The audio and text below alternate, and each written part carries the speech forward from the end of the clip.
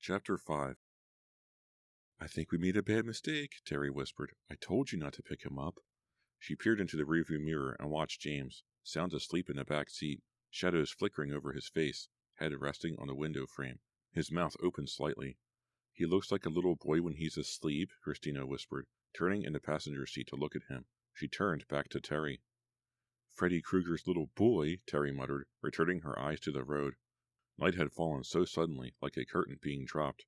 The blue-black sky seemed to hover low and heavy. The darkness felt somehow thick. "He practically killed that counterboy for no reason at all."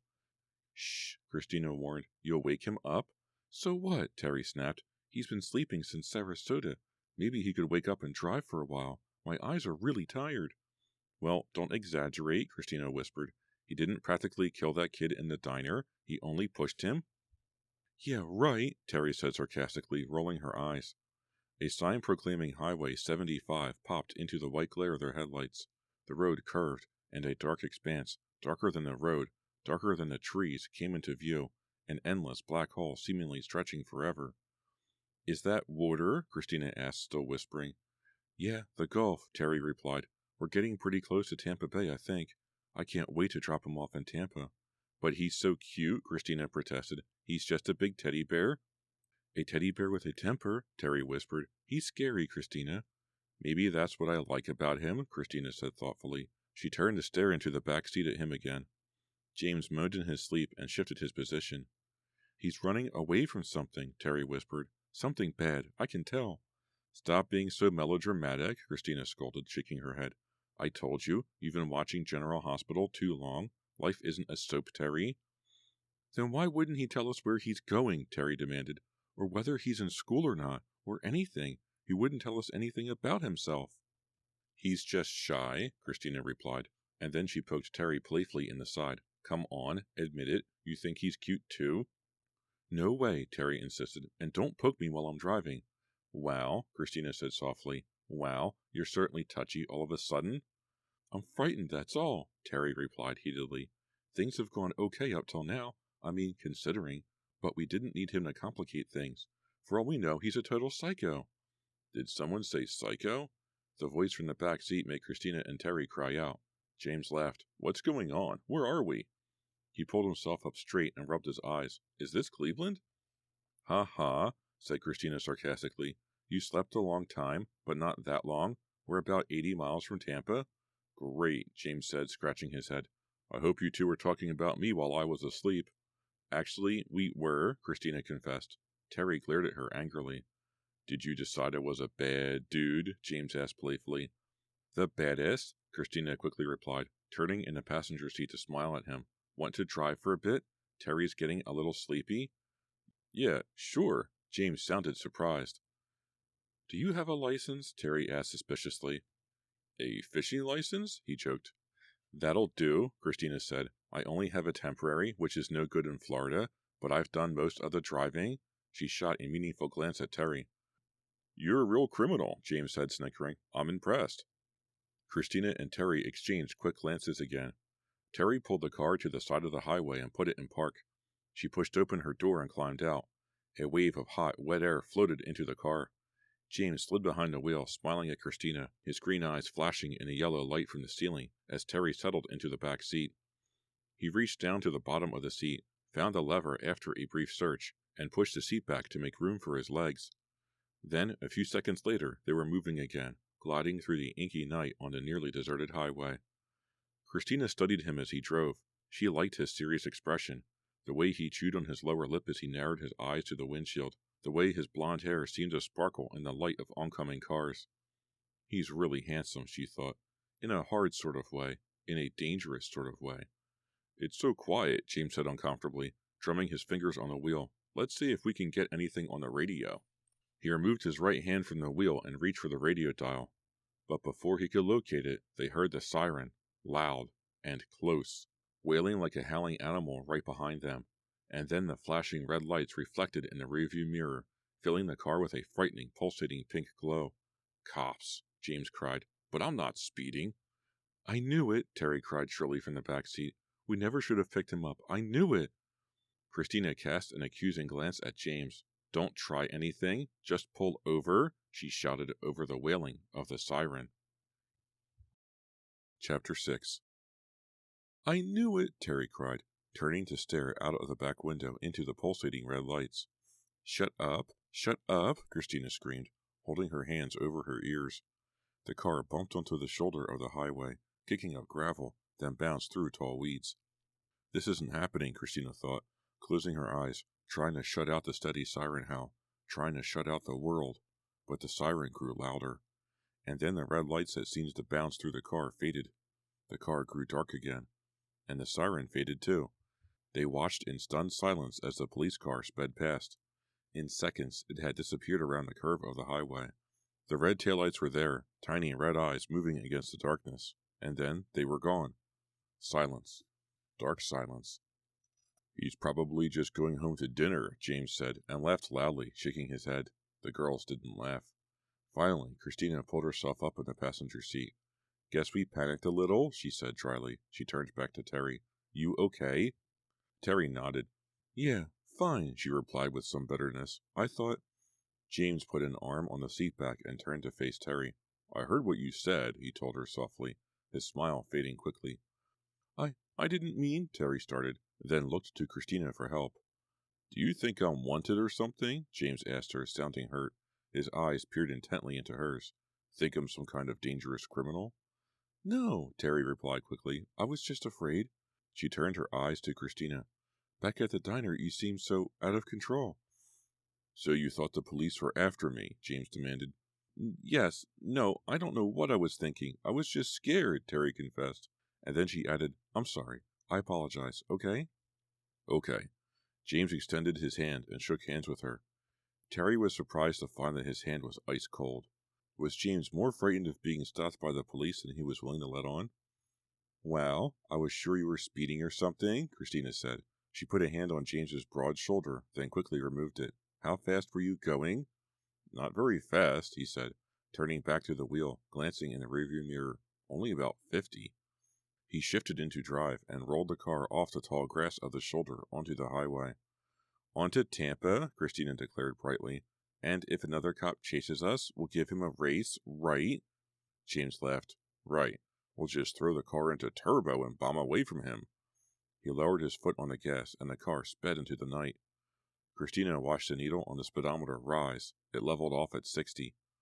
How fast do you think this car can go? She asked. Not very, James replied, his face hidden in shadow.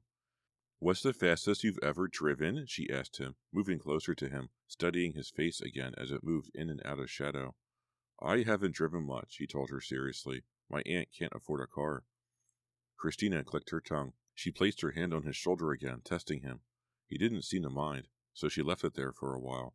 Poor boy, she said with mock sympathy. I hope you're not making fun of me, he said playfully, taking his eyes off the road long enough to glance at her. Who, me? Christina turned to the back. Terry was sitting straight up, but her head had fallen forward. Her slow, heavy breathing indicated that she was asleep. Christina let her hair brush against James's shoulder. He pretended not to notice. She felt drawn to him, as if being pulled in by a powerful force. He was so different from the boys she had partied with all week at the beach. He was so serious, so solid, so mysterious. The other boys were all such lightweights. They were only interested in partying and surfing and getting girls. But James was interested in... She didn't know what James was interested in. She didn't know a thing about him, not a thing. She yawned and closed her eyes. James, are you a mystery? She blurted out. I must be tired, she thought. I'd never say anything like that if I were fully awake. I'm a mystery waiting to be solved, he said. She opened her eyes to find him grinning at her. He took his right hand from the wheel. Christina thought he was going to hold her hand, but instead he reached for the radio dial and clicked it on. A preacher's voice boomed through the car. James turned down the volume. Christina arched her neck to see if it had awakened Terry. She was still asleep, her chin still lowered to her chest. James pushed the buttons till he found a soft rock station. James Taylor's voice filled the car. Christina let her hair brush lightly against James's shoulder again. The music ended. An announcer's voice came on, reading a commercial for a used car lot in Bradenton. The highway dipped, then continued straight north along the coast. The deep, dark Gulf of Mexico was out of view now, but it was there, just beyond the silent trees. "And now, a K107 news update," said the voice with just a hint of a southern accent. "Earlier today, an elderly Fort Lauderdale man was found unconscious beside Highway 95, just south of the city. His name is being withheld at this time pending notification of his kin. Police report that he was beaten with a blunt object and dragged from his car. The car was stolen. At this time, Fort Lauderdale police believe that a hitchhiker may be responsible." James clicked off the radio. He turned to Christina with a troubled expression. "I hate the news. Don't you?" he asked, very softly. Chapter 7. "I think that's my cousin's house there," James said, pointing. "No, maybe not." "How can you tell one from another?" Christina asked, yawning. "The houses all look exactly alike." Terry slowed the car. They were driving through a development of square, white, stucco Spanish-style houses, set close together, one right after the other, on small squares of lawn. "I think Paul's house is number 42, James said, squinting at the stenciled numbers on the mailboxes. "That's what I remember. 42. I was here last year sometime." "We circled this block twice," Terry said impatiently. "Circle it one more time," James instructed. "I'm pretty sure I know which one it is." Terry sighed wearily. It seemed as if they'd been driving forever. Now they were irritable, blinking in the bright sunlight, yawning, impatient to find their destination. "They think I'm staying at my cousin's," James thought, shielding his eyes with one hand as he squinted at the passing mailboxes. "They're in for a surprise." He had made his decision. He was going to ride all the way to Cleveland with them. The farther away, the better, he decided. Maybe Cleveland isn't far enough. He knew Christina would be pleased. He could tell that she was interested in him. The way she stared so intensely into his eyes, the way she studied him, the way she let her hair brush his shoulder, trying to make it seem so casual, the way she kept touching him, putting her hand on his arm as she talked. "She's definitely hot for me," James told himself, pleased. "We'll have a nice long car ride to get to know each other better. Christina won't be at all unhappy about my decision to come with them." He wasn't so sure about Terry. Terry still treated him coldly, suspiciously. He caught the unhappy glances she kept throwing to Christina, and he remembered what Terry had said. We never should have picked him up. No, Terry wasn't exactly his friend. She seemed so nervous, more than nervous, frightened. James snickered to himself. She's afraid of Big Bad James. Well, good. Maybe she'll be too frightened to make a fuss when I announce that I'm riding to Cleveland with them. He suddenly felt hot, uncomfortable, itchy. He scratched the back of his neck and discovered a big mosquito bite there. How do mosquitoes get in the car anyway? He wondered, annoyed. "There, 42. Pull up the drive," he told Terry. The two-story white stucco house looked like all the other houses in the neighborhood. For some reason, there is a lawn rake resting on the slanted red tile roof. In the middle of the small front yard, a lawn sprinkler was sending up a circular spray. A child's tricycle on the grass near the driveway was receiving a good shower. A gray Toyota Corolla stood half in, half out of the narrow garage to the right of the house. A red plastic wiffle bat and a large white ball lay on the driveway in front of the car. "Your cousin has a kid?" Christina asked, running a hand through her hair, trying to fluff it up. "Yeah, a little boy," James told her, staring up at the open front door. "Name's Ethan. He's cool." "I've got to get something to eat," Terry moaned. She cut the engine and pushed open her door. "At least you had a little sleep last night," Christina told her, still working at her hair. "I was up all night." "Me too," James said, pushing open the back door, shielding his eyes from the white glare of sunlight. "I'm sure Paul will let us crash here tonight." "What's his wife's name?" Terry asked, stretching her arms and legs, then trying to smooth out her wrinkled t-shirt. "Paula," James replied. "Paul and Paula," Christina exclaimed. James laughed. "Cute," Christina said, making a face. "She's okay," James said, not meaning it to sound as defensive as it did. "It's so hot," Terry complained. "Why doesn't someone plant some trees out here? It's like a desert." "It's a new development," James said, and then impulsively he said, "You want to cool off?" Terry gave him a suspicious look. "Yeah, why?" "No problem," he replied, grinning. He grabbed her shoulders from behind and began pushing her toward the sprinkler. "Hey, get off!" Terry cried angrily. She tried to pull back, but he was a lot stronger. "Get off, James, let go!" But he pushed until they were both under the sprinkler. Terry shrieked as the cold water showered her. Laughing, James let go. He raised his face to the cold water. Slipping on the wet grass, Terry ran back to the driveway. She turned and shook a fist at him. You creep! Don't you feel cooler? He asked, grinning at her, letting the water soak through his shirt. What's going on out here? A man's voice called. James turned his eyes to the front stoop. Hey, Paul! The young man let the screen door slam behind him. James, is that you? Come on out, we're having a party, James declared. Same old James, Paul said, shaking his head. Then he noticed Christina and Terry standing in the driveway. Hi, you with him? They nodded. Terry was trying to shake the water from her hair. Completely drenched, James hurried over to Paul and shook his hand. Hey, you look great, Paul. Thanks, man. You look terrible. They both laughed. Paul was tall and lanky. He wore a sleeveless blue t-shirt over white tennis shorts. He was in his late 20s, but his hair had already started to thin, leaving a wide forehead over his lively blue eyes. The tight t-shirt revealed the beginnings of a potbelly. James introduced Christina and Terry. Paul nodded to them, then turned back to James, a wide grin on his face. Not bad, man. Maybe I'll come with you. Paul slapped James a high five. The girls laughed, uncomfortable laughter. Could we get out of the sun? Christina asked. It's pretty hot out here. Yeah, of course, Paul said. Come on in. He gestured to the front door, then turned back to James. Paula will sure be surprised. All four of them started toward the house. Paul stopped and put a hand on James's wet shoulder. His expression turned serious. You been keeping out of trouble, man? Yeah, sure, James replied uncomfortably. He glanced at the two girls. They were staring at him and Paul.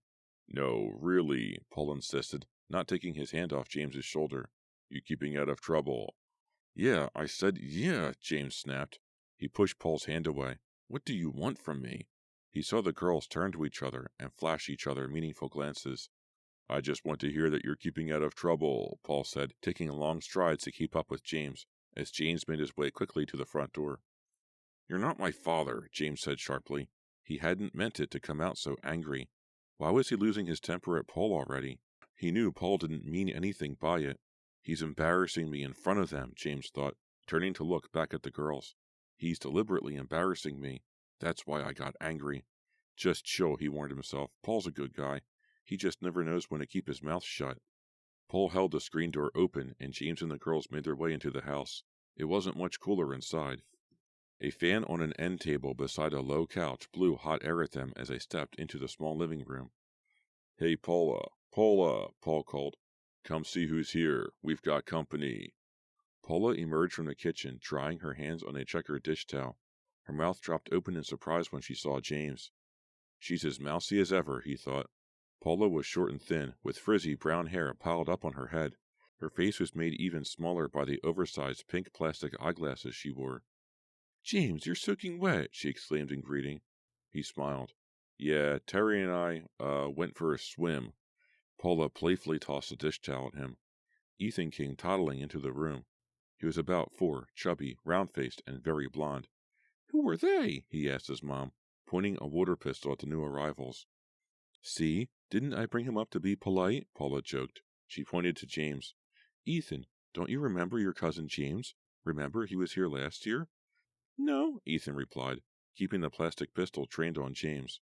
Sure, you remember him, Ethan, Paul said, grinning at James. No, I don't, Ethan insisted. He stared hard at James. Did you go in the sprinkler? Yeah, James replied. Dad said we're not allowed, Ethan declared. James laughed. Sorry, guess I'm in trouble. When are you not? Paula said. James started to respond, but Paul interrupted. Paula, let's get these guys something to eat and drink. From the looks of them, they've been on the road a long time. The day passed pleasantly. James was glad he decided to stop. Everyone's very relaxed, he thought. Several times he looked up to see Christina smiling at him warmly. They had an early dinner. Some pretty good fried chicken, mashed potatoes, ice cream for dessert. Paula insisted on their spending the night. It would be a little crowded, but they could manage. Christina and Terry would sleep on cots in the guest room. James would get the living room couch. After dinner, James and Paul talked in the dining room. The TV blared in the living room. Ethan was watching Bugs Bunny cartoons, calling for everyone to join him. James began to feel tense, felt his neck muscles tighten, his mouth go dry, as he prepared to ask Paul for the money Paul owed him. It had been such a nice, relaxing day. No tension at all. James hated to spoil it. But if he was heading off to Cleveland, he needed the money. "Hey, Paul," he started, trying to sound casual. He rubbed a hand through the back of his short blonde hair. "I know what you're going to say," Paul interrupted, leaning over the table, still filled with dirty dinner dishes, twirling his silver wedding band with his right hand. "Oh yeah?" James replied. "What?" "You're going to ask if I'd be willing to take one of the girls off your hands." They both laughed. "No way," James said. He glanced through the doorway into the living room. Christina and Terry were seated on a couch with Ethan between them, watching the cartoons. James cleared his throat and started again. "It's about the money you owe me." "Hey, no problem," Paul said. He jumped to his feet. "Come here. I'll give it to you now. $50, right?" Surprised and relieved, James followed Paul into the living room. Paul led him across the room to a narrow counter in the front entry that held his car keys, some spare change, and his wallet. "Wow, that wallet is bulging," James exclaimed. With a wide grin on his face, Paul unfolded the wallet and pulled out a thick stack of bills. "Shh!" He raised a finger to his lips. "Where'd you get that kind of money?" James whispered, staring as Paul pulled a $50 bill and handed it to him. "I did a little favor for the boss," Paul told him, still grinning. "What kind of favor?" James demanded. Again, Paul raised his finger to his lips. He didn't answer. "A little favor, that's all. So I got a bonus. You ever see $1,000 in 50s before?" He held the wad of money in front of James's nose. "Go ahead, sniff it. It's real. $1,000. "Wow, that's great, Paul," James whispered. He tucked the 50 into his jeans pocket. "You did good." "Tell me about it," Paul said quietly. He folded the money back into the wallet and tossed the wallet onto the counter. James followed him into the living room. The cartoons had gone off. A local news program had come on. "I want more cartoons," Ethan demanded. "Put on a tape, Dad." "Roger Eckridge, the Fort Lauderdale man found unconscious on Route 95 last night, remains in a coma, hanging on to life at Fort Lauderdale General today," the newsman said, reading in a low, somber voice. "Dad, put on a tape," Ethan repeated impatiently. James saw that Christina and Terry were staring at the TV screen. "Police believe that a hitchhiker beat Eckridge and then stole his car. Eckridge's wife told police that her 68-year-old husband traveled a lot for business and liked to pick up hitchhikers to keep him company. A statewide manhunt has begun to find the alleged—" "A tape! Dad, a tape!" Ethan chanted. "I want cartoons!" Okay, Paul shouted. He switched off the TV. James saw Christina and Terry whispering to each other. Then they both turned to look at him, troubled expressions on their faces. "Hey, how about a short walk?" James suggested. Get some air." He started to the front door. "Anyone want to join me?" Still staring at him, the girls didn't reply. So he headed out the door by himself. Chapter 8. Later, James tried to get comfortable on the living room couch, but it was exactly 1 inch too short for him to stretch out, and no matter which way he turned, one of the cushion zippers dug into his back. He sat up, pushed away the cotton blanket Paula had given him, and let his eyes wander around the dark room. It was so hot, like trying to sleep in a hot closet. He began to get that suffocating feeling again, the same feeling he had felt right after dinner. That's why he had hurried out of the house. That's why he'd had to breathe some fresh air. That feeling followed him, tightening his chest until he started to gasp for air. But getting out of the house had helped. Walking had helped. Now in the darkness, listening to the creaks and squeaks of the unfamiliar house, he fought back the feeling. One deep breath, then another. "Please, don't hurt me, James. Please, don't hurt me." Shut up, he thought, silently screaming the words in his mind. "Please don't hurt me." Shut up. He wiped his forehead with the end of the blanket.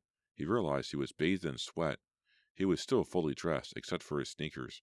Should he sneak outside for another walk? Before he could decide, he heard the creak of the stairs. Footsteps. He tossed the blanket away. He climbed to his feet. He took a deep breath. Another deep breath. Someone was coming down the stairs. Whoever it was trying not to be heard. Shadows moved near the stairway. Someone slipped into the living room.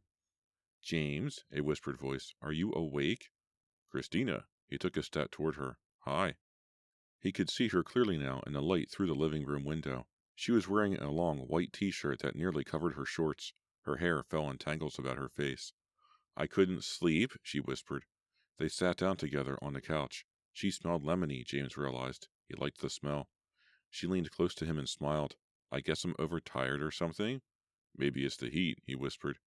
Sometimes I get afraid in new places, she confessed in a little girl voice. James wasn't sure he believed her. She didn't seem to be the type to be afraid of anything. He put his arm around her shoulders. She didn't resist him. She raised her face to his. Her lips found his. Her lips were hot and dry. He pulled her closer. The suffocating feeling was gone. She smelled so lemony. Her breath was warm on his face. She moved her lips against his. The kiss lasted a long time. You're dangerous, she whispered breathily when they finally pulled apart. You're really dangerous, aren't you, James?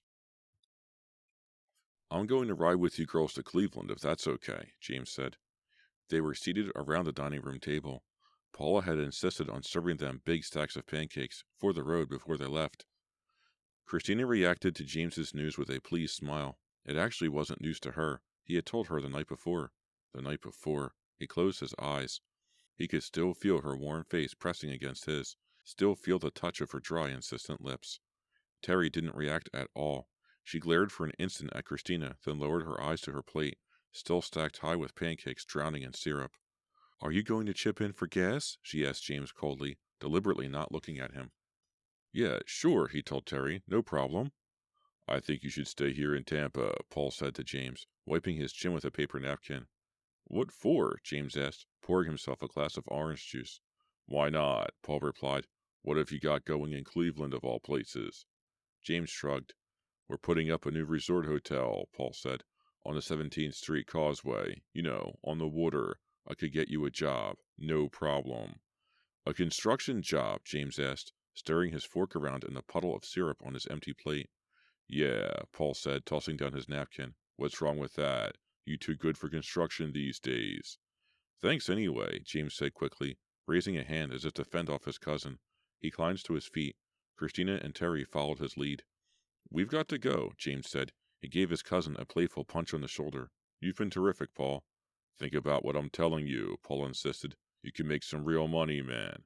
James waved him off. They stopped in the kitchen to say goodbye to Paula. Then, carrying their bags, Christina and Terry made their way to the car. James tracked down Ethan to say goodbye. You're going to remember me next time? He asked. Ethan thought about it. Maybe, he replied seriously. Will you bring me a present next time? Yeah, okay, James agreed. Then you'll remember me? Maybe. James called goodbye to Paul and Paula again. Then, hoisting his canvas bag, he hurried out the front door. He stopped on the front stoop. He could see that Christina and Terry were having an argument behind the car. Terry was waving her arms, gesturing angrily. Christina was half sitting, half leaning on the trunk, shaking her head. They're arguing about me, James realized. Well, too bad, Terry, he thought, watching them. I'm coming along. Christina wants me to come with you, so you lose. He could feel his anger beginning to rise. What was Terry's problem anyway? He'd never done anything to her. Why didn't she like him? He stepped off the stoop and made his way quickly to the driveway, taking long strides. They stopped arguing as soon as they saw him. Christina pulled open the trunk. They tossed their bags inside. Who's driving? Terry asked, unable to completely erase the anger from her voice. I'll drive. I'm in the mood, James said. Neither of them argued with him. He saw Terry cast another angry glance at Christina as she climbed into the back seat. Maybe Terry is jealous, he thought. Yeah, maybe that's it. She's upset about Christina and me. She's jealous. Smiling over that idea, he climbed behind the wheel. He had started the engine and was about to back down the drive when he heard Paul calling from the house. Stop. Whoa, hold it. Through the windshield, James saw Paul leap off the front stoop and come running toward them. James lowered the window and called out, Hey, what's wrong? My wallet, Paul cried angrily. My wallet is missing.